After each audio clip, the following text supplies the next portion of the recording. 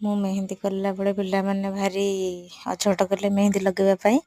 ସେଥିପାଇଁ ମୋ ଦୁଇ ଝିଅଙ୍କ ହାତରେ ମୁଁ ମେହେନ୍ଦି ଲଗାଇ ଦେଉଛି। ଆଉ ସମସ୍ତଙ୍କର ମେହେନ୍ଦି କେମିତି ପାଚିଛି ମୁଁ ସକାଳକୁ ଆପଣଙ୍କୁ ଦେଖେଇବି ଭିଡ଼ିଓ। କେମିତି ଆମମାନଙ୍କର ମେହେନ୍ଦି ଲାଗୁଛି ନିଶ୍ଚୟ କମେଣ୍ଟ କରିକି ଜଣେଇବେ। ଆଉ ଲାଇକ୍ କରିବେ, ସେୟାର କରିବେ, ମୋ ଚ୍ୟାନେଲକୁ ସବସ୍କ୍ରାଇବ୍ କରିବେ। ପିଲାମାନେ ମେହେନ୍ଦି କେମିତି ଲାଗୁଛି? ବଢିଆ ଲାଗୁଛି ମମ୍ମି। ବଢିଆ ମମ୍ମି। ସତରେ?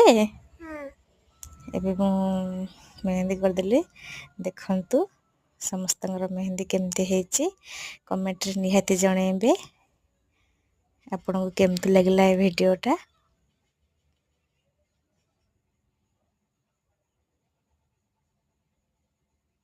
ଭଲ ହେଇଛି ନା ଝିଅ?